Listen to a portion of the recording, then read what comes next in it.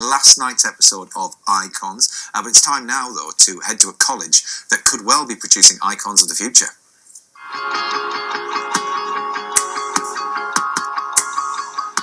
It's Thursday morning at Brampton Manor Academy, and this Year 13 class has just begun today's English lesson. This is pathetic fallacy ensuring that the relationship has deteriorated into nothing. Absolutely. And all that hard work is paying off because every single one of us Year 13 students have received offers to go to university. And 41 of those university offers are from Oxford or Cambridge. So how is this inner city school turning out so many success stories? I want to know what the magic formula is. Priscilla, Bimpe and Annabelle are all hoping to go to university next year. I would like to study dentistry. So I have interviews at Queen Mary, King's College, Manchester and Bristol. I'm planning on studying engineering and I got an offer from Cambridge, Imperial, Warwick, Bristol and UCL. I want to do law, and so far I've received offers from Bristol, Warwick and Durham. You're getting such wonderful offers from such great universities. How hard did you work? Hard.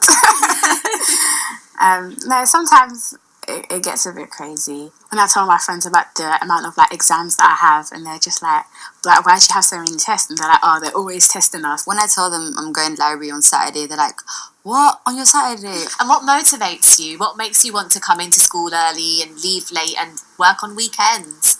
I think it's my mum primarily. She's a carer, so she looks after elderly people. She works 3 jobs. Seeing my mum struggle has made me want to work harder. Before you enter the school, they're already asking you what's your dream and how can we make that happen. So you come to Brampton every single day, but it's your dream is in the back of your mind. How did your families react when you told them about your offer from Cambridge? Yeah, they were really excited, especially my dad, because he works really hard because he's a removal man. So it's just so nice to see that they're happy. The London Borough of Newham has one of the highest rates of child poverty in the country. So when the selective sixth form opened in 2012, its big dream was to transform aspirations and achievements of the area's young people. And that's exactly what they've done. Here at the entrance, they've got plaques for every student who's gone on to higher education. And all the students who've attended Oxbridge are listed here. And they've left a space for a few more.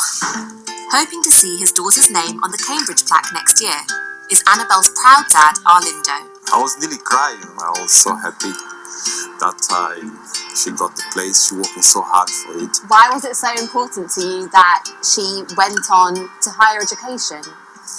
Because myself, I never been educated and didn't have a chance to go into school when I was young. It's not very realistic. Yes. To get in Cambridge, especially where we live. So it's very important that we can spread the news and say, look, if you want to do something, just believe in and going for it. I think you can. And work hard. Work hard, yeah, exactly. Work hard. The school says their motto of success through effort and determination is key to the students' achievements, as Director of the Sixth Form, Sam Dobin, explains. When I come to work in the morning, about 7 o'clock, I'm never the first here. There are students here working, and that's completely out of their choice. And I think, what time have they got up to do that? And that's inspiring. We're trying to create this message, I guess, that if you believe in yourself and you put yourself with the right people, you can achieve anything you want to achieve. As many of the students don't have a quiet space to put in extra hours at home, the school set up a study centre, which is open from 6 a.m. until 6 p.m. There are over 200 students in there, and they are all working in complete silence. How many hours would you say you put in a day studying? I come to school around 6:30 in the morning and study for around an hour and a half until 8 o'clock. And then I try to stay for an hour after school, but I can't stay too long because I have mosque as well. Yeah, I'd say about the same, around 6 or 7 hours a day studying. School finishes around 2:30, so I would stay from 2:30 until 6, and then I would study for a couple of hours extra when I get home, and that'll be the end of the day. A lot of our prime ministers have come from Eton, and now you are, of course, one of their biggest competitors. Do you think it's possible that one of our future Prime Ministers is going to be from this school? Well, yeah, why not? Yeah, they're good enough. They're absolutely good enough. But that's being Prime Minister is not the only way to make positive change on the world. And that's what we want our students to do. And we think this education will empower our young people to go off and live their dreams. When I was a teacher, I felt so proud when my students went on to university. So what they've achieved here is incredible. But it's not just about academic success. Every student here believes that if they work hard enough, regardless of where they're from, they can be whatever they want to be.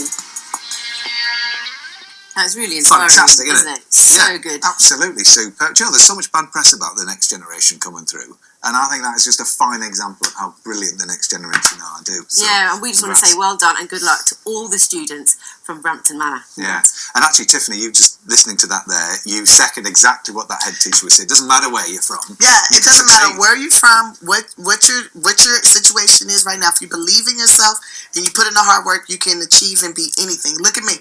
I'm a best-selling author in America. I don't know about here, but in America, I'm a best-selling author. And I couldn't read at 16. But I put in the work, applied myself, and boom, New York's bestsellers list. My audiobook is really hot, and now I'm nominated for a Grammy. I don't know if y'all know what that is.